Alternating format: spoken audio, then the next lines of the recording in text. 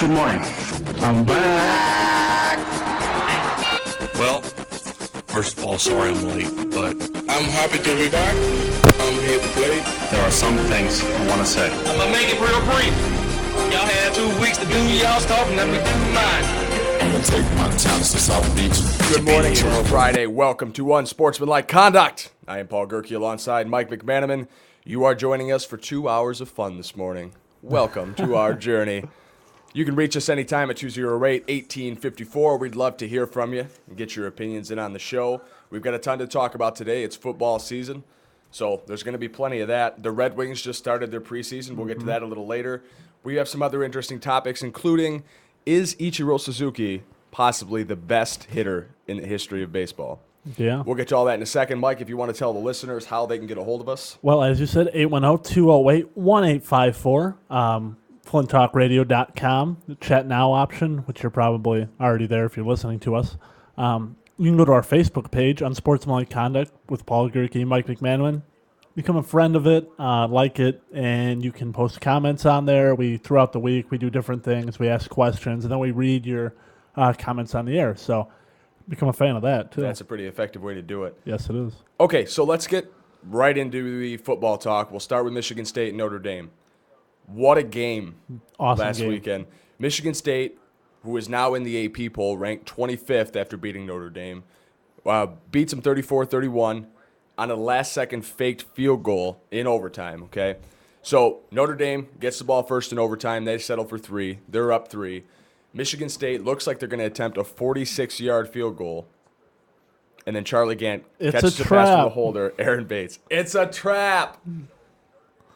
Mark D'Antonio, shortly thereafter, had a heart attack. And I'm not being funny, in case you didn't know. He literally did have a heart attack. First of all, what did you think about the game in general? It was an amazing game, especially the second half. It just really took off. It was an amazing game. We were both at work. It was slow in the first half. It was slow in the first half, but the second half was what everybody expected. It was a shootout that everybody expected.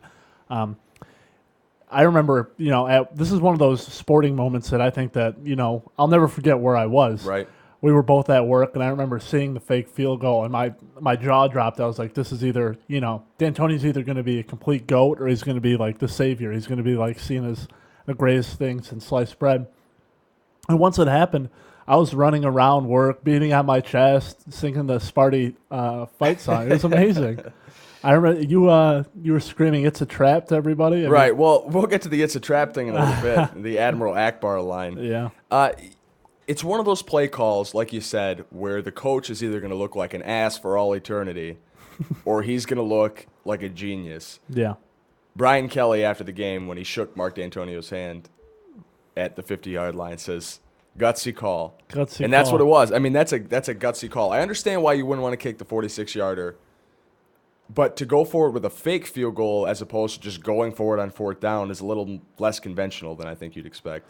Yeah, and there was already bad blood between Brian Kelly and D'Antonio because of the Cincinnati situation. But, right. D'Antonio had one of the few times I've ever seen him, smile. When he smiles, it's really creepy. I just did something really bad. Maybe I just killed a man and put him in my trunk. That kind of look. Right. Because most of the time he's got that really stern, that scowl, that very manly scowl. But you saw him smile for once, and it was pretty sweet. Apparently he only smiles when he's having heart palpitations. I like Brian Kelly. Obviously, I went to Grand Valley State a few years ago. Like he was too. the coach there. Yeah. It's disappointing to see him start 1-2. And you mentioned that this is one of those sports moments, like our parents' JFK moment. I don't know if it's quite on that level. It's our parents' the band is on the field moment, at least. It's up there. At least right now, Yeah, a week away. Yeah. This game will probably turn out to be pretty inconsequential. Oh, yeah. But this time next year, I guarantee you haven't forgotten about the fake field Oh, goal we'll still be talking that about Michigan this. State beat Notre Dame with. Yeah. The next question that this raises is Michigan State is now ranked 25th in the AP poll. Michigan became ranked 2 weeks ago when they beat Notre Dame. Michigan is now ranked 21 in the nation. Michigan State now 25. Notre Dame is 1-2. So I guess I just don't understand where the national ranking comes from for either team. I mean, this is a 1-2 team. Granted, everybody slobs Notre Dame's knob every year, but this is a sub-500 team, and because Michigan and Michigan State have beaten them. They're now nationally ranked. Yeah, I think that what's mind-boggling to me is that Michigan's ranked higher than Michigan State. Michigan did not have their win. They had to play against the backups, the quarterbacks. They didn't have, as you call them, Christ in there as quarterback, and I think that makes it a more significant win. That Well, MSU. yeah, but that doesn't play into the computer system. I mean, Michigan's had better wins than Michigan State has. Maybe not quality of wins by point total, but UConn is better than any team that Michigan State has beaten besides Notre Dame. Yeah, I'll give you that.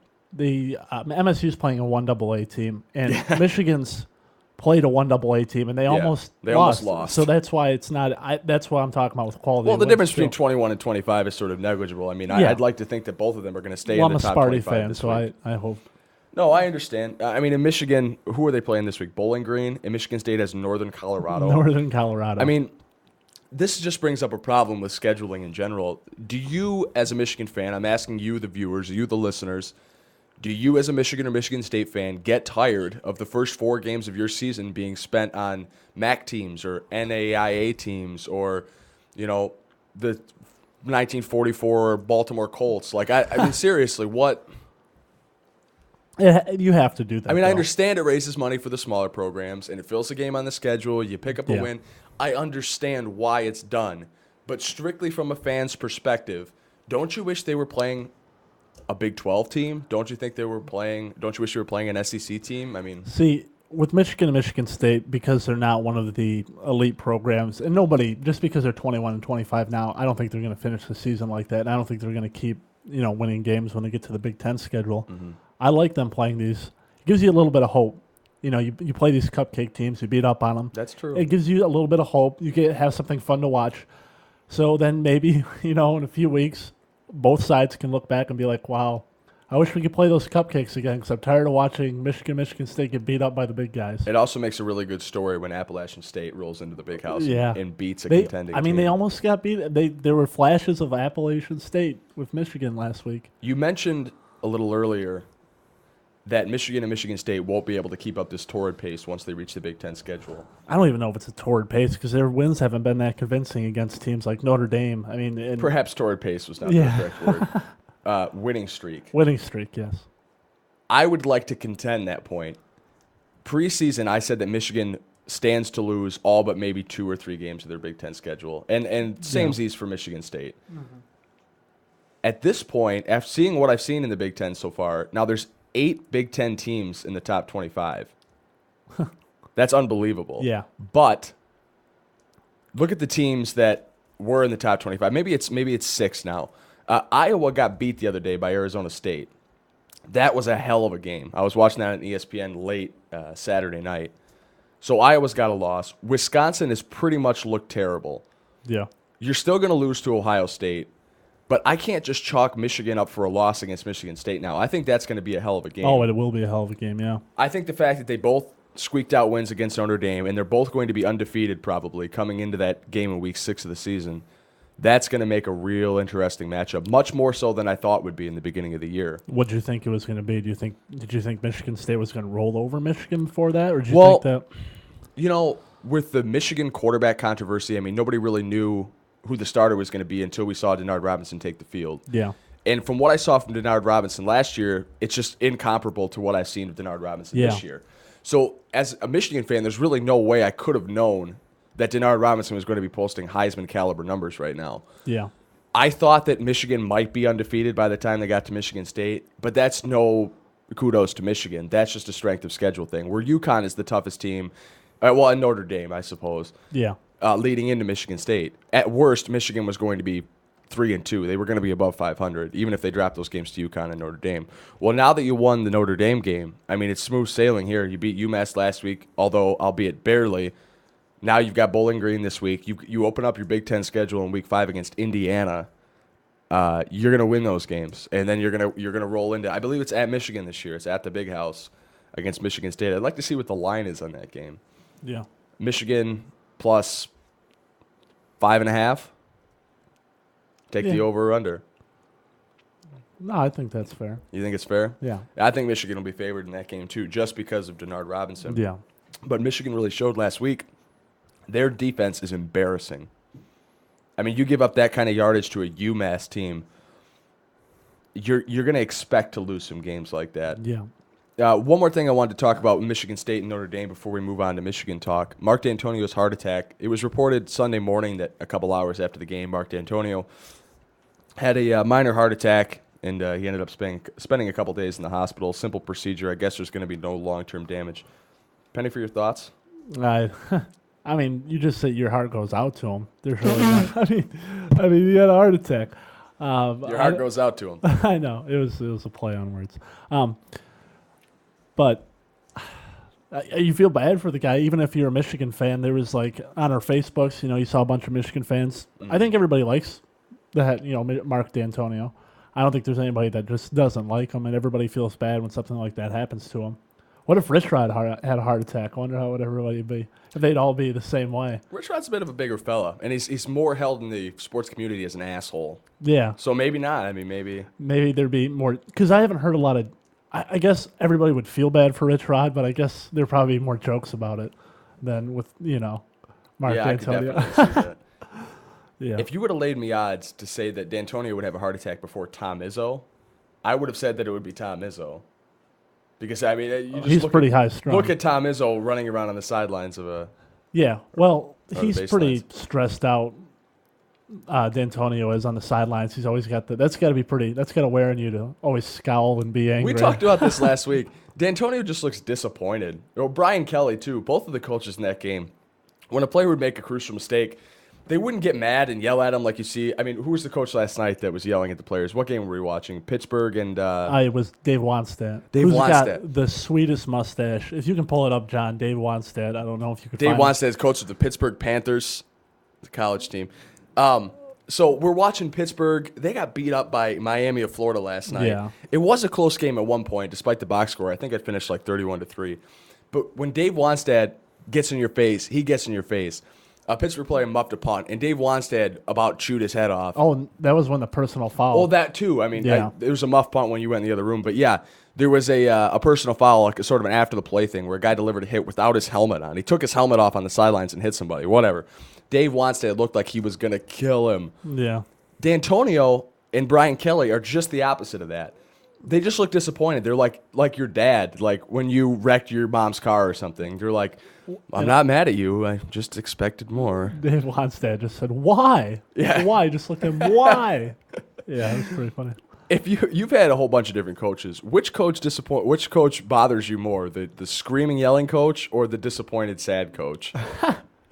I would rather play for a disappointed, sad coach just because. Really? Yeah. I like the fire, man. I mean, I'd think I'd like to have a guy screaming. You've never had play. I mean, my roll hockey coach was pretty brutal. Okay, no, he wasn't really. Yeah, no, but at some point you like him when he's fiery, but when they're fiery all the time in practice for 5 hours a day, Yeah, that's true. I guess it really it kind of wears loses on it you after a while. Yeah, kind of wears on you.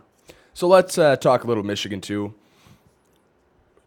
Michigan, the 21st ranked team in the nation, wins 42-37 at the Big House against UMass. What are they? Is that they're not an NAIA team. They're like a FCBS or Massachusetts. They're a 1AA, but they call them. They don't ever call them 1AA anymore. They call them FC. Is that like a pejorative BS? term now? Yeah, I like think so. 1AA is like a slur. Yeah, kind of. How dare you call me 1AA? Yeah. Denard Robinson. His least impressive numbers thus far, 241 yards passing, 17 rushes for 104 yards. He scored 3 TDs, 1 on the ground, 2 through the air. He threw his first interception of the season. That's one thing that Michigan had been doing that I was happy with, is not turning the ball over. Robinson's first pass of the game was picked off by UMass. Granted, he got back on the horse and didn't turn the ball over from there on out. Michigan was up by 18 with something like 5 minutes left, and they allowed UMass back into the game with a couple big plays. Does that scare you as much as the box score indicates? The comeback like that, the defense? Well, yeah. I mean, just look at the final score, 42-37. The 21st ranked team in the nation against an NAIA team. Does that scare you, or do you look at the context, or 1AA team? Yeah. Or do you look at the context and say, okay, you know what? It was just a late minute comeback. It's no big deal. that should scare Michigan fans to be playing like that against a team that poor. I mean, it's not like they were one of the top 1AA teams. That should scare you. That's not something you ever want to see. Their defense just totally gave in. Rich Rod's got some work to do, and they're probably being punished in practice for it. So. Yeah, I bet they're running quite a bit. The offense looked good. Daryl Stoneham, 3 receptions, 121 yards, 2 touchdowns. Those are like Madden numbers when you're running that like play action fade and you just lob it up to a receiver. Yeah, Massachusetts puts 20 on the Wolverines in the fourth quarter when it looked like Michigan had seized control of the game. Granted, around half, I was getting scared there.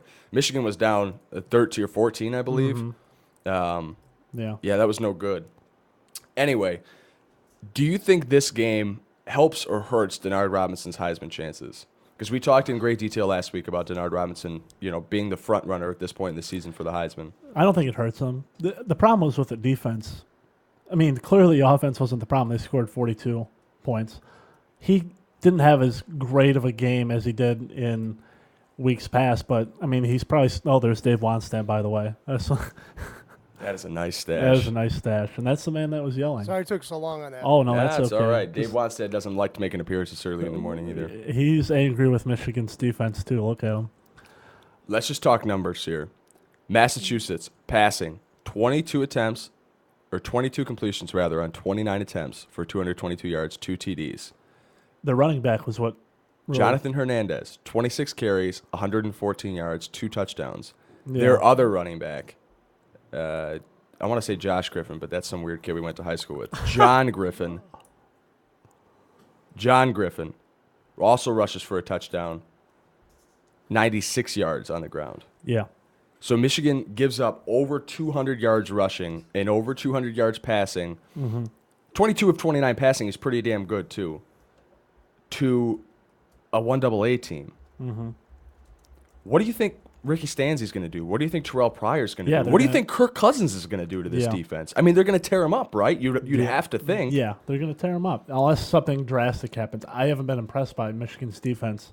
They've had flashes where they were pretty good, but for the most part, they've been very subpar. I hate to be the bearer of bad news right now because you're undefeated, and I kind of have a hard-on for Michigan like a lot of people in the state do right now. But you just got to look at the numbers that these teams are putting up against Michigan and realize the defense is going to cost you games in the Big Ten schedule because Massachusetts isn't Ohio State. Yeah. You know what I mean? Bowling Green isn't Michigan State. Think back to week 1 in that game against UConn.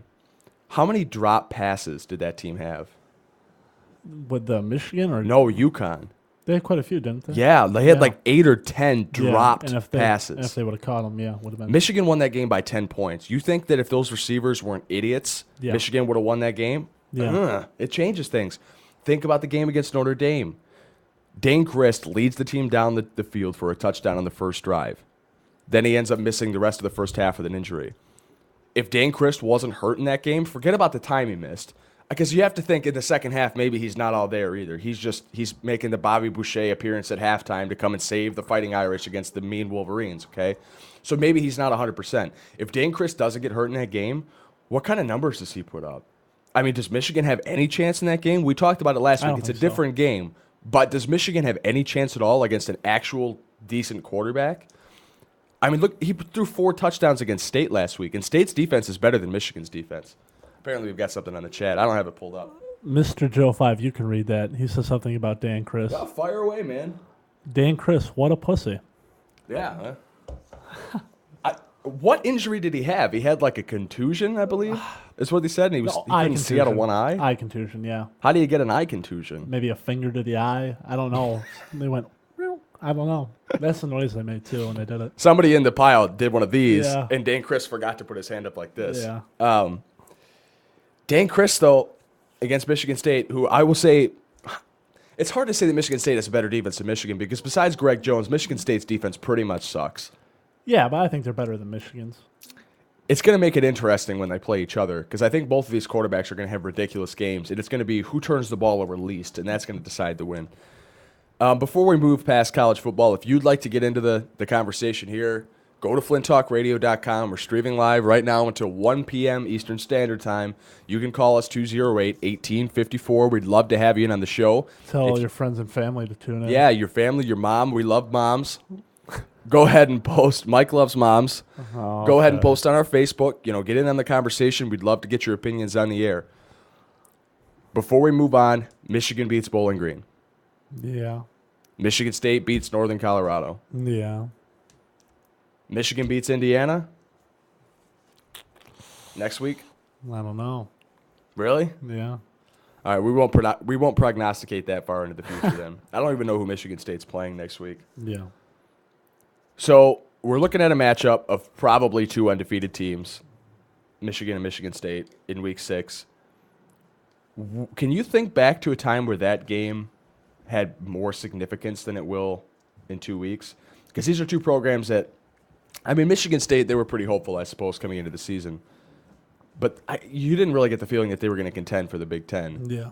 And now both of these teams got by Notre Dame, and one of them is going to have a loss. Well, there's a lot more on the line. The whole Mark D'Antonio heart attack thing brings a whole new aspect because they're going to want to play and the for their whole coach. Rich Rod job thing, too. Yeah. Because Rich Rod has historically been losing to Michigan State and Ohio State. They're both going to be playing for their coaches. One so he doesn't get fired, and one because he had a heart attack, and everybody knows Mark D'Antonio does not like Michigan with any fiber in his Do you think game. he'll be back for the Michigan game?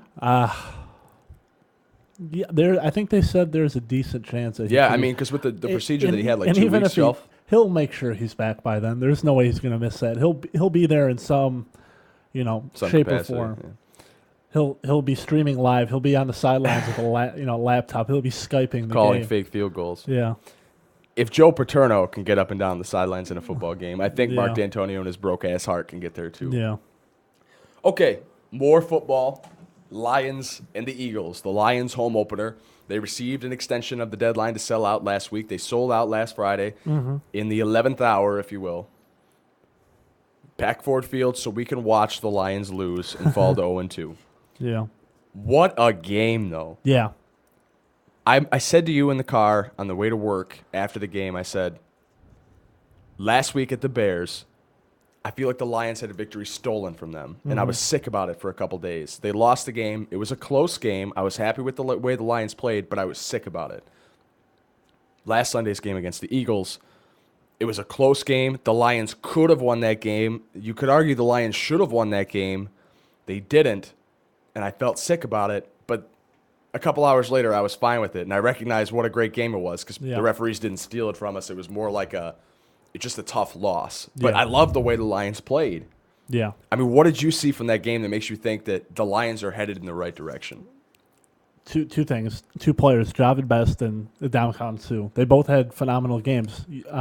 Sue had 8 tackles, 1 sack. He looked pretty good. And then He looked slow against Vic, though. he looked- We both noticed well, that. It's hard not to look slow when you're the quarterback's. It's hard to tell. Well, that and you're getting double teamed every play, Yeah. too. But he was being double teamed, and he still had 8 tackles and a sack, and he still looked. You're gonna look slow, especially he's gonna look slower because it's his first NFL games, and he's playing against Michael Vick, who's playing really well right now, and who is now the starting quarterback over in Philly. And then Javid Best was amazing. Every time he touched the ball, you thought something great was going to happen, and oftentimes it did. And they needed to get him the ball more. They took him out of the offense at some point in the game, and I think we both agreed while we were watching, like, why aren't you getting Javid the ball? It seemed He's like already- late in the second quarter and then into the third, Javid Best just wasn't a part of the offense. Maurice Morris came in to give him spells. He was getting carries. Jerome Felton got the ball a couple times. They got away from the run for a while, even though it was really working. The short passing game that Sean Hill went and executed against Philadelphia worked beautifully for the Lions. Javid Best caught a 75-yard screen pass on like a 3rd and 18 or something. Javid Best ends up with 3 touchdowns, 78 yards rushing, which is all right, but he still only got like 9 carries. It was like 6 yards per carry or something to that effect. Yeah. 9 catches for 154 yards. Wish I had him on fantasy. I tried to get Javid Best on a fantasy Yeah. team this year, and the value was just never right. That's the problem with living in Michigan, is that everyone is like, oh, I want a Lion on my team, so I have a rooting interest. I feel the same way. That's why I'm stuck with Calvin Johnson in one of my leagues. But the value pick was never there for Javid Best. I'd like to see it next year. He's got 5 touchdowns in his first 2 NFL games. Every touchdown. Wait, no, that's not true now. By the way, this weekend, Michigan's supposed to be playing. Michigan State's supposed to be playing Northern Colorado. Yeah. Yeah, so that's what it said. I thought you said you didn't. Oh, no, 2 weeks from now, I didn't know who they were playing. Okay, all right. So go. Okay, we had some confusion about the Michigan State schedule, apparently. What was I saying? Javid Best, he had scored up until the Calvin Johnson touchdown late in that game against Philadelphia, every touchdown of the Lions season. Yeah. When's the last time you remember seeing that from a running back? I don't remember seeing that from any player, wide receiver. People are talking about Barry Sanders already because that's all this town knows is Barry Sanders, Barry Sanders, Barry Sanders. It's obviously way too early to make any comparison. But as far as an impact player, not in terms of Barry Sanders' legacy, not in terms of what Barry Sanders could accomplish on the field, is Javid Best as much of an impact player as Barry Sanders? Or at least the closest comparison that this town's seen in a long time. I'll say this. He is has the biggest impact of any player I've seen in a long time. I mean, probably since Barry Sanders, yes. But I don't think he's on the same level in any way as Barry Sanders. There's definitely no way you can tell because just 3 games. It's been 3, right? Or is it just been 2? It's a long season when you're a Lions fan. It is. He's a big impact player, and you just have to see how he's going to hold up the rest of the season. Hopefully he doesn't get hurt like the 8 other Lions players that are hurt right now. Yeah, that's another thing we'll talk about in just a second. But Javid Best possesses the big playability. I don't know what it is, some sort of, trait about his running style or what have you that allows him to make the big play. This is something the Lions haven't had in a long time. Yeah. I mean, Calvin Johnson, you can argue, is a deep threat. He's a big play receiver, et cetera, et cetera. But as far as a running back goes, Kevin Smith, Kevin Jones may have been better runners, per se, as far as getting in between the tackles if they'd stayed healthy. But they lack that big playability, and that's something that a struggling team needs. Look at the offensive side of the ball right now. What do you think about the way the Lions' offense has operated these first couple of games? It's been a lot better. It's been greatly with improved. A backup quarterback, granted. Yeah, well, Sean Hill's not bad. You told me something yesterday. He was 10-6 as a starter. I believe he's 10-7 but you told me something else about, it was the other day, about how he drove down the field like 3. Yeah, he's got like 4 game-winning fourth quarter drives in his career. Yeah. And he's always been a backup, essentially. Yeah, and he's been in the league like 7 years. Yeah. I've been impressed. I wish the line was a little bit better and that there wasn't so many stupid penalties that the Lions would take. The false start penalties that have haunted the Lions in the recent years Jeff Backus are still a problem. Yeah. Peterman had a few. Peterman was an ass of that game. He really slowed the offense down.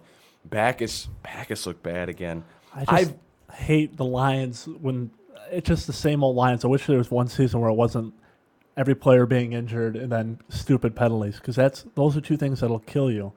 I'd be okay with the stupid penalties if it weren't for the injuries. Right now, there are 8 Lions starters on their injury report. Why is it like this every year? What is up with this team just getting hurt all the time? The Henry Ford Medical Clinic just isn't doing their job. No, but seriously, I mean, it seems like year in and year out the Lions are bad, granted. But why do they have to be hurt and bad? If the Lions were healthy, it would be a totally different team. I mean, imagine Delmas at 100% patrolling, the safety position. Yeah. Imagine Stafford as your quarterback. Imagine Nate Burleson not being hurt and having a second wide receiver threat. Imagine Brandon Pettigrew at 100%. He had a hell of a game last week. You and I dogged Brandon Pettigrew an awful lot for being fat and lazy and pretty much a shitty player. His first 2 catches were kind of accidental. They did look accidental. It looked like he got stuck in his man tips and he was just forced to carry the ball.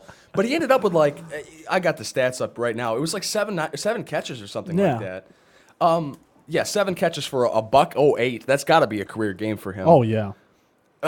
But imagine Pettigrew at 100%. Imagine, I don't know, who else is hurt right now? Everybody on the injured list. Let's see, Delmas, Peterman, Burleson, Stafford, Follett, Averill, CeCe Brown, and DeAndre Levy. Now, everyone talks about DeAndre Levy like he's the second coming of Ray Lewis. He's not. DeAndre Levy pretty much sucks, but he's better than every one of the other linebacking options. So if you had another middle linebacker at a position where you don't have any depth, CeCe Brown and Delmas are your starting safeties. They're both hurt. Burleson's one of your starting wide receivers. Stafford's your starting quarterback. Cliff Averill could make an impact on that D-line, but, I mean, the D-line is fine the way it is. They're not really missing Cliff Averill per se. Yeah. But why is this team hurt all the time? Is it something about the way they practice, or does bad play just sort of lead into injuries? I don't know. It is kind of perplexing, and there's no depth with the Lions. You know, in other teams like the Patriots, if there was a player that was injured or something, you could plug him in. Julian Edelman is your new Wes Welker. You know, Matt Castle, when he was plugged in for Tom Brady, did phenomenal, and now he got a huge contract in Kansas City, even though his stats are probably Kansas City's 2-0, baby, and Matt Castle hasn't looked bad. Oh, but he did the first. He only had like 70. His pass rating was like 40 in that Monday Night Football Yeah, and he game, only but that had, like, was just a bad 73. game. It was raining and Oh, I windy, know. and nobody could throw the But ball. I'm not impressed by him. Week 2, he did all right, didn't he? I don't even know. if he Now I did. got to look up Matt Castle stats. But the point is, what have I become? Yeah, you can plug in on these good teams. There's something about them that you can plug in any player that you have on your roster, and they won't necessarily be like super sweet, but they'll be serviceable, and you won't be like scared to like when you have some of the backups for the Lions, and you're like, well, what's gonna Name happen? one reason why the Lions don't have depth. Well, bad drafting. His name starts with an M and it ends with an at Millen. Yeah, well, that too. Matt Millen's legacy is still being felt on this team Yeah. right now. Matt Millen's been gone for what, a year and a half? Yeah, 2 years? 2 years. The Lions are going to be feeling the effects of the rape that Matt Millen had put on this franchise for years to come. Because, I mean, you have some of these skill players. Calvin Johnson, we can debate Calvin Johnson and his work ethic in a minute, but Calvin Johnson, impact wide receiver, no doubt. Javid Best, impact running back. Matthew Stafford, potential, unlimited potential. You got guys on the defensive side of the ball. Delmas could be a top 5 safety if he were healthy. I mean, think about it. Okay, Palomalu, Ed Reed, but Ed Reed's never healthy. Bob Sanders, but Bob Sanders is never healthy. I mean, who else do you put in that list? Adrian Wilson. Adrian Wilson. Okay, did they convert Roll to a safety, Antrell Roll, or is he? I think he's a safety now. Okay, I mean, but he's in that discussion for like top 5, definitely top 10 safeties. I mean, you've got impact players on both sides of the ball, but you have no depth. I mean, look at the guys that the Lions have playing linebacker right now are the guys like in Madden that you just signed to fill roster spots. Yeah. Like, who's that? Who's the one dude that they started in week 1? Oh, God, I can't even remember his name. Churchu, Vinny Churchu. That dude in like Madden 2006 was like a 45. And I just threw him on there because I needed depth and I wanted to spend my salary cap money on big players, right? It's just a joke. Zach Follett is a 7th round pick with concussion problems out of USC that was just a special teams player that you just line him up on a train track on the side of the field and have him run into somebody. Yeah, he's kind of crazy too. He's got a concussion now, and it looks like he might miss the game this week, but he doesn't want to because he's freaking crazy and he's got a concussion. I just don't understand why the injuries happen. I don't know. We're just cursed. Yeah, Lions are cursed. But Matt Millen, I guess effectively the point is that Matt Millen has cursed his team by having no depth at any position, and it's going to take a few years to recover from that. And I honestly don't hope they hold it against the Schwartz. I hope he actually gets like 4 years here to see what he can accomplish. It's been impressive so far what he's done. You actually feel like there's hope, like legitimate hope, not like typical Lions drinking the Kool-Aid. Like there are actually things on the field to give us hope. It sounds like we're drinking the Kool-Aid, though, when we say that. Do you realize that? Yeah. The Lions are 0-2. I think everyone expected the Lions to be 0-2. I expected them to be 1-1, but that's another point. I didn't expect them to play as well as they did at stretches. I didn't expect, Javid Best to be coming out like this. I didn't expect Ndamukong Suh's second game to have 8 tackles, 1 sack when he's being double teamed. I didn't expect those things. You've lost 2 games by a total of 7 points. But that's something that we've talked about. Excuse me, in the past with the Lions, like, if we just had, when John Kitna was here, Yeah. it was like we could have been 10-6 if we would have just won these close games. Well, you didn't win those close games. There's something about you. You have to win. There's really no excuse for it. There's not like, we only lost by a few points. You lost. You didn't do enough to win. So. But we're in agreement to say that it looks like they're on the cusp of something here. Yeah. It's hard to say as a Lions fan 1 more year, but you really have to think. No, that's really not that hard because that's what you have to say. Maybe next year. But I feel like I can say it with enthusiasm this time. Like, you know what? The Lions might only win like 4 games this season, but they are going to win games. There's no. It sounds kind of funny from a Lions fan saying there's no way they're going to go 0-16 this season. Yeah. But they're really not. They're gonna win games. And the first game they win might be Sunday against Minnesota. This Yeah. Minnesota team is not the team that everyone thought that they were, and No. they've proven that in the first 2 The weeks. Vikings are not who we thought they were. They're not who they thought they were. The Vikings, everyone was sort of, I guess, maybe expecting a playoff berth out of them because Brett Favre and the big, the hoopla coming back. They in were the picked offseason. amongst the top Super Bowl, in Vegas. They were up there. Just because of Brett Favre and because of the receiving core that he had last year, and of course, all day Adrian Peterson, you running the football. But Minnesota has shown their stripes, I suppose, in the first 2 weeks. They lost to Miami last week. They lost to the Jets, or not the Jets, rather, the Saints in the opening week, the Thursday game of the NFL season. That one's to be expected, though. I mean, that's a Super Bowl. The real thing to look at here is that Brett Favre, I think, has thrown 4 picks already this season. He threw 3 last week and 1 the week before, and he has not looked And good. he's thrown 1 touchdown to Visanthe Shenko. Next week, I understand that his wide receivers, I think his top 3 wide receivers have been hurt. all 3 are not going to play against the Lions. Yeah, Sidney Rice, Percy Harvin, and the other dude. Yeah, the other dude. But still, Favre has not looked good at all. He has not looked. Bernard Berrien. Yeah. Was that? No, I thought he was with. That's Burleson. I thought he was with Chicago. Well, maybe that's why he's not playing for the Vikings. Yeah, that would be a problem. He's with the Bears. No, Brett Favre just hasn't looked good at all. And I mean, I can expect that. He's getting older, and he's probably regretting at least a little bit in his mind coming back. And there's questions. You question whether he would finish the season. He looks like a guy that missed training camp. Yeah. Last season, he didn't really look like that. No. You know what I mean? But it looks like 4 consecutive years of retirement, non-retirement, has finally caught up to Maybe him. being a whiny baby is finally. It really has. I mentioned to you last night, I don't see Brett Favre finishing the season if Minnesota loses to Detroit on Sunday. Seriously, Detroit, last week I got on the show. Let me back this up. I'm going to give a little diatribe to the listeners here. All right, I'm going to face the camera when I do it. 2 weeks ago, I got on the show and said the Detroit Lions were going to beat the Chicago Bears in week 1 of the season. I was pretty much right. They lost because I was of right a because call. I said they were going to lose.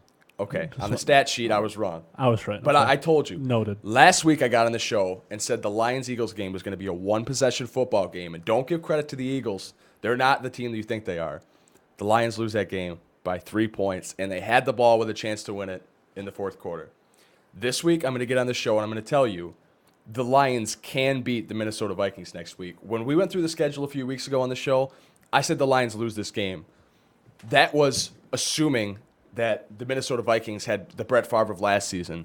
This was assuming that the Minnesota Vikings, Steve Hutchinson, wasn't going to be a big fat pussy on the left side of the line. This was assuming that Minnesota wasn't going to lose their entire receiving core. Now, I'm not so sure that the Vikings are going to be a playoff team. The Bears and the Vikings are both 0-2 right now. Or not the Bears, rather, the Cowboys. The Cowboys and the Vikings are both 0-2. Yeah. These were guys that people picked to either be Super Bowl favorites or at least make the playoffs. The way the NFL is structured, it looks like at least one of those two is going to miss the playoffs. Yeah. Already, and we're 2 weeks into the season. Mm-hmm. Minnesota is going to run the ball down Detroit's throat on Sunday. Definitely. Adrian Peterson is going to get his. But if you can limit Brett Favre's connection with Visanthe Shenko, if you can actually put a corner on their tight end and limit the passing game.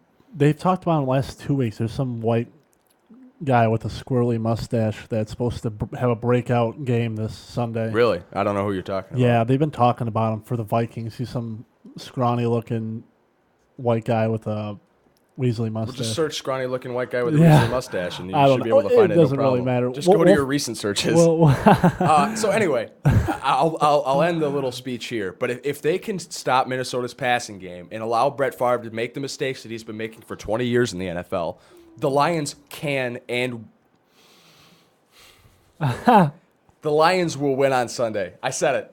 25-21. Lions win. Lions They're going to are get their gonna first lose. win of the season. It's overdue. The Lions are not an 0-2 football team. This is like a sub 500, like a 6-8 caliber football team.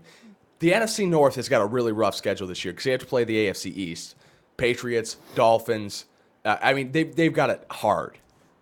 And they, of course, have to play the Packers, who are kicking everybody's ass right if now. Brett Favre loses to the Lions, he should hang himself.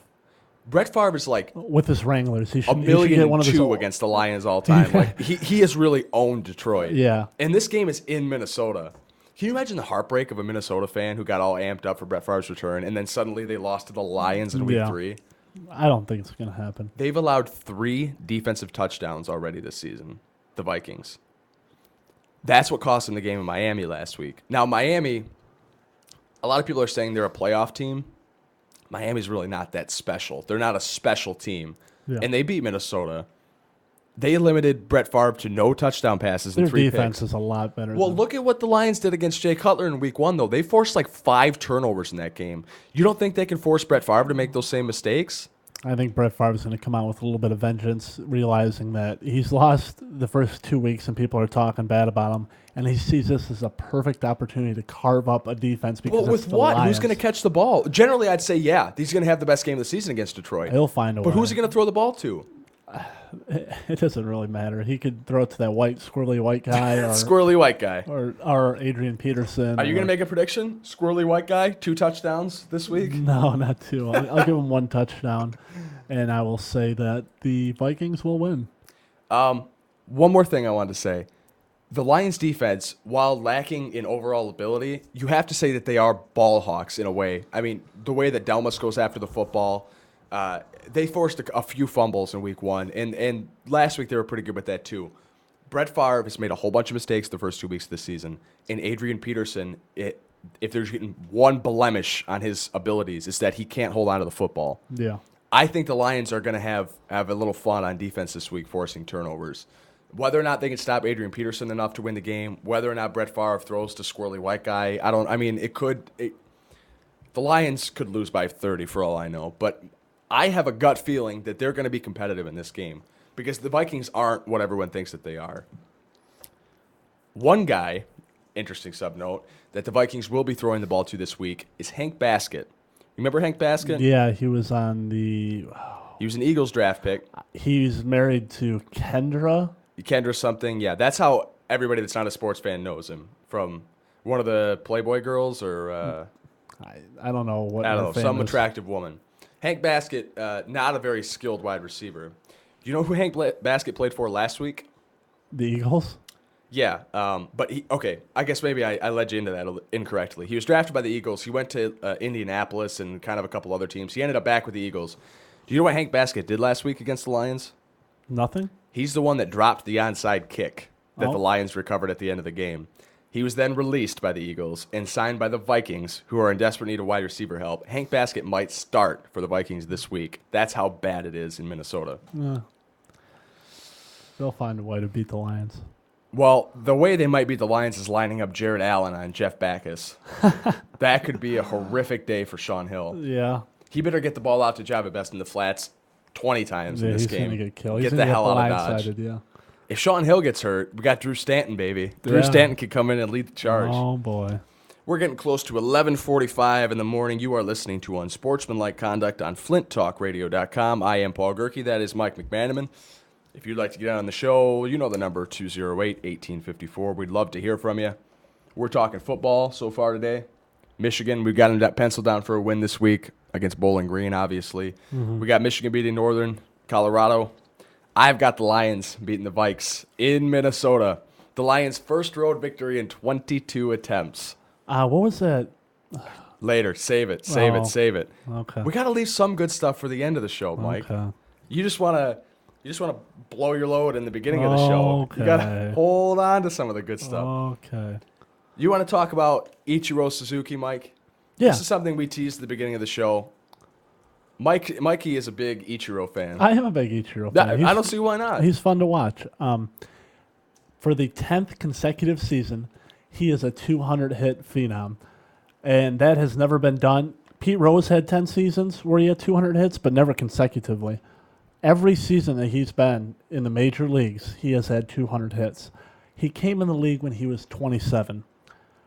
Their talk is now not, I guess there's talk whether he's going to be a Hall of Famer or not. I think clearly he should be. Well, it is the Baseball Hall of Fame, Yeah. is it not the MLB Hall of Fame. But still, there's debate whether, it really matters that he was over in Japan.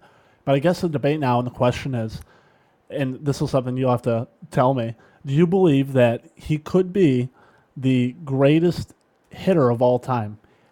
If through, I think I think he had something like 1,548 at bats or something like that so far.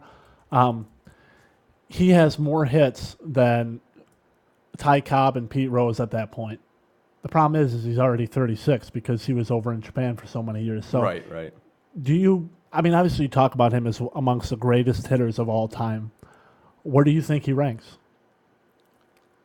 I don't think that he's the best of all time strictly because he doesn't have power. Chicks dig the long ball. If Ichiro Suzuki hit more home runs, I think that you could argue that he's one of the greatest hitters. Let's be honest here. People like to see the ball get crushed. People love to see the skin hit off the ball, basically. Well, Ty Cobb, for example, he didn't ever hit for power, and he felt like he could. There was times where he would. I've read things like he would be like, because when Ty Cobb was playing, Babe Ruth started to play, and he was really angry at the whole Babe Ruth thing because everybody started to want to see the home run, and he was like, "That's not what baseball is about. The baseball is about getting the hits and getting on base." So there was a few games where he'd say, "You know what? I'm going to show you guys that I can do this exact same thing." So he'd go off and hit 2 or 3 home runs, and then he just quit doing it because he was like, "You know what?" So I think Ty Cobb was also a racist, and if I had wheels, I'd be a wagon. But I just wanted an excuse to use that line. Oh. Anyway, no, I see what you're saying, but here's the thing. I don't want to let race play into this, but if Ichiro Suzuki was a white dude from Iowa or something, and he hit for average the way that Ichiro does, I got to say that he'd be more beloved than Ichiro. Nobody knows, when Ichiro came in the league, nobody knows who Ichiro was. You know what I mean? And he's this dude that plays a different style game, obviously playing the first 7-8 years of his career in Japan, and he just doesn't hit for power. And I think that I'm not saying that he's not a great hitter. I mean, you got to look at the stats: 10-time All-Star selection, 9-time Gold Glove winner, 3-time Silver Slugger, 2-time batting champion, 6-time MLB hits leader, Rookie of the Year, AL MVP award. Stolen base championships, Defensive Player of the Year awards, single season MLB record with 262 hits in 2004, 10 seasons of 200 more hits. He shares the record for all time. Okay, and this guy entered the league when he was 27. Yeah. 9 consecutive seasons of over 300 batting average. Yeah. Has the AL record of all time. Now, baseball's a game of playing for over 100 years. Consecutive successful stolen bases at 45. Those are Hall of Fame numbers any way you slice it. I mean, he's got a trophy case that's a mile long. Yeah. I don't think you can argue that Ichiro's a Hall of Famer. I wish that he spent his whole career in the MLB so he could pass Pete Rose's record, and we could get done talking about gambling and the whole Pete Rose controversy and just say, you know what, Ichiro's the batting champ, because I think he'd be a more beloved figure. Yeah. Think about how good his... It's unfortunate he has to play for Seattle. That's what I'm saying. I mean, think about how great his numbers would be if he played for the Yankees or something. And that's another question. When does he end up playing for the Yankees? He's already 36. He seems pretty durable, though, and he doesn't seem like he's slowing down any. So maybe he does play for one of those players that he's plays one of those guys that's in excellent shape. He's never hurt. He's not hitting the ball for power. He's not roided out. He's a wiry, thin player that it looks like he's one of those guys that could play into his 40s. You know what I mean? Oh, definitely. He can play into his 40s. I'm trying to find, his stats in Japan, but I don't know if maybe it's like a Japanese government thing where they censor that stuff or what, because it's not on the Wikipedia page. So I would love to tell you what he did in Japan. I think he did really well. Oh, I'm sure. That's why he's in the MLB. But. Yeah. I think I have a tough time. I've read a lot about Ty Cobb, so I'd be inclined to say he was the greatest hitter of all time from some of the stuff that I read. But I think if somebody said Ichiro's the greatest hitter of all time, I couldn't really put up a debate. What am I going to say to say that that's not true? Because just look at his stats and look how he's played, and just think about all the possibilities had he been here since he was like 22, 23. Mm-hmm. He started his career in Japan at the age of 18. He ended up with 210 hits in 130 games, which is a Japanese league record, Pacific League record. He batted .385 at 18 years old, hit 13 home runs, 29 stolen bases. He won 3 straight Pacific League MVP awards. I mean, he led his team, the Blue Wave, to their first Pacific League pennant in 12 years. Led the league with 80 RBI. He could hit for power over there, 25 home runs. I mean, it's impressive. I think he's definitely Hall of Fame talk. Oh, yeah, definitely. And he has amazing control over the ball when he hits it. Like, just the way he swings and the way he... I mean, that's why he's had so many hits. The pendulum swing. Yeah. I think that Ichiro Suzuki is so underrated just because, one, he plays in Seattle, and two, because he's one of the Japanese league transfers. You know what I mean? I don't think he gets the respect he deserves. Yeah. The accomplishment that he achieved last night, his 200th hit for the 10th consecutive season, is one of the greatest hitting accomplishments in baseball. I would say more so than Jose Bautista hitting 50 home runs last night. Yeah. The Toronto Blue Jays player. But I think that any team would love to have a piece of Ichiro in the way that he can control the ball and add base hits. Imagine if he had a decent lineup behind him. I mean, that team would be unstoppable because Ichiro is going to get the hits and get on.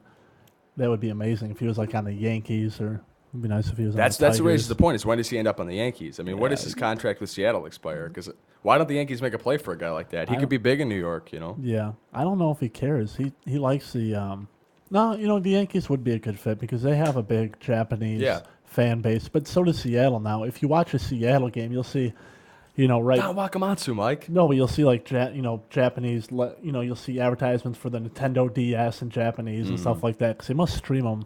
Well, the West Coast is pretty progressive too. Yeah, and they're like right next door to Japan, right? I'm not a big geography buff, but they're like right there. Yeah, kind of. Yeah. Hop, skip, and a jump away.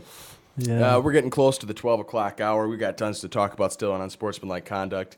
If you'd like to get in on the chat live function on flinttalkradio.com, we'd love to hear what you think about Ichiro and whether or not he's a Hall of Famer, what that accomplishment means, breaking Pete Rose's records. How long can this guy play? You know? I mean, he could be in the league for another 10 years for all we know. Yeah. He's, how old is he now? 36. 36. He turns 37 pretty soon. So, I mean, reasonably, you could say he's got 2 or 3 more years left in him. But who knows, really? Yeah, the way he's playing, though, I don't think you could. You don't know. If you're playing playing like that when you're 36, I mean, you could probably play. But he might be the type of player that might just hang it up when he's done. Like, he doesn't seem to care about the fame and everything like that. Because if he did, he would be a Yankee right now. He would be trying to get. I mean, he might just be one of those players like a Barry Sanders who might come in, do great things, and then just, that my time is. I've done what I can in my time, and I'm not really concerned about, all that other things, all those records. Does he speak English? I think so. I mean, like fluent English? Or I don't know. I know they teach the Japanese English in school when they're young, but I don't know. I guess I don't watch any Seattle Mariners games. Yeah. Ichiro's agent, interesting here, and then we'll move on. Ichiro's agent, Tony you know what? I'm not even going to try to sound it out. Atanasio, let's say that. That's pretty close, probably. Described his client's status. Quote, when you mail Ichiro something from the United States, you only have to use that name on the address, and he gets it in Japan. He's that big. Just put Ichiro on it. They know where to find him. That's pretty kick-ass. Moving on. Let's stay on baseball real quick. Let's get the baseball talk out of the way, because for most Tigers fans this time of year, the season's already over. Yeah. I'm getting tired of watching the Tampa Bay, New York games every night. I'm just rooting against the evil empire that is the New York Yankees. The Tiger season's coming to an end. They're on their last homestand right now, and they wrap up the season on the road. What do you give them in terms of a grade for a season performance this year? Are they what you expected? Yeah, they're what I expected. I don't think anybody... Slightly above 500 ball club? Yeah. I mean... They disappointed me because they had flashes where you thought they were going to be more than that, but... They had flashes of sending impact players down to the AAA club as well. Yeah. I mean, I think that was the big problem with the Tigers this season. I mean, Rick Porcello, he had to, go down to AAA and have a stint in Toledo. He came back and was pitching a lot better, and he still is right now. Max Scherzer, the first couple games of the season, I was like, holy smokes, this guy can pitch. Had to go down to AAA for a while, fix his stuff after getting like 4 or 5 losses in a row. He comes back. Now he's dominating. Do you have those stats on Scherzer right now? I do, actually. Scherzer's been killing the last couple starts. Last start, he had a He went 7.2 innings. He only allowed 2 hits. Game before that, 8 innings, only 2 hits. Game before that, he allowed 12 hits. Yeah, but he got a win for that, or did he lose that game? You got a loss. Oh, okay. No decision the game before, no decision the game before that. And that he had a complete game, 4-hitter. But if you just look at his stats, he's been playing amazingly well. One thing that Jim Leland said about Scherzer's stint in AAA was that he changed his release point, if you will, and was getting a lot more on his fastball, some movement on his pitches, and regained the control that he had in the beginning of the season. Going into next year, what do you think the Tigers have to do to be relevant in the because you're not going to say that the Central is like this powerhouse division where the Tigers just can't compete. The Twins are a good team, but what do you think the Tigers need to do? Well, they could either blow up their team or they can try to find some free agents. They need pitching and hitting. I mean, they need a little bit of everything. I mean, you've got Verlander coming back, Scherzer coming back, Porcello coming back. I think you're pretty happy with those three. You want some depth in the bullpen. Mm-hmm. That's been a problem. And the consistency is with the starters. Has been a problem. Arguably the starters are what killed you this year. Yeah. I mean, you'd like to see him go out and pick up a real starter. Yeah. And then, what do you do with Brandon Inge and the contract of Magler Ordonez? And you just got a lot of money tied up in some really, really rough places. Cabrera says he wants Maglio back for next season. I don't know how much pull he has. That hurts. I wish you wouldn't have said that. Yeah. And the bottom of the lineup is just god-awful. It's one of the... I'm fine with bringing Maglio back if you're paying him in peanuts. You know what I mean? Yeah. You don't want to give him the kind of money that he was getting before. Oh, no. Because I think the last year of that contract was a team option. Yeah. So they could choose not to accept that contract and offer him $4 million come back next season. Does that sound reasonable? Yeah, I mean, this guy's been hurt the last couple of years. He can still hit all right, but he can't play a position. Yeah. I mean, you might as well just DH him. Yeah. You know, you got Brennan Bosch out there in the outfield now, and Ryan Rayburn's really had a great second half of the season. He's been the reason that the Tigers got back to 500. You know, what do you do with Gerald Laird? Gerald Laird and Brandon Inge, both of their contracts are up. I'd just say get rid of them. I know a lot of people like Brandon Inge, and I don't know anybody that really likes Gerald Laird, but right. I don't mind getting rid of. I'd be fine saying goodbye to Gerald Laird. I sincerely hope that happens. I think you bring Brandon Inge back. I mean, I don't want to. You're paying him a lot less. You're not starting him. I think you start Johnny Peralta in the hot corner there. Yeah. You give Inge basically utility backup duties. Yeah, I'd like that if the price is right. Yeah. You know, Inge can still play shortstop. You could put him in at second sometimes instead of having Carlos Guillen go out there and try to play that position day in and day out. I mean, Inge has played every position on the field save pitcher. I mean, Brandon Inge is a utility player. I think you bring him back as that utility player if he wants to stay. If he wants to test the market and try to go get money somewhere, then, F you, go get the money somewhere because we're tired of your stuff. You're not my Tiger anymore. I'd like to see the Tigers pick up an arm. We got to wrap up the first half of the show here, and I want to kind of close it with the Tigers because I don't want to have to talk about them in 2 hours of the show, I think that they should go out and get another. They need to find a starter somewhere. Their farm system is pretty much ravaged. I mean, Will Rhymes is probably the best guy you're going to pull out of that farm system. That was for the next pretty couple sweet. Of years. His home run and then the silent treatment, then them all. Yeah, he had his first pro home run the other night, and they gave him the silent treatment. A benchmark, a staple of American sports, the silent treatment. But anyway, I mean, this is a team where, if you bring Maglio back, great, but don't pay him. If you bring Brandon Inge back, great, but don't pay him. You just hope that Dombrowski decides that he's not going to make a whole bunch of stupid decisions. Yeah, I'm not a huge baseball fan, so I don't know what the free agency is like. Mm-hmm. But hopefully there's some kind of depth, something you can pick up and solidify the Tigers at the bottom of the lineup and get a few hitters and get some players that aren't going to, bat 200 and things of that nature. Yeah, 200 is going to kill your team. But we'll be back for another hour of Unsportsmanlike Conduct. I'm Paul Gerke. That's Mike McBanaman. We got plenty to talk about in the second half of the show. I'd want to talk about Michael Vick earning his new starting position. The hockey preseason is underway. And we want to talk about a boy named Sue and what his impact has been on the Detroit Lions this season. Braylon Edwards, he's going to jail. Yeah. We'll talk about that in the second hour of the show. Stay with us. We'll be right back.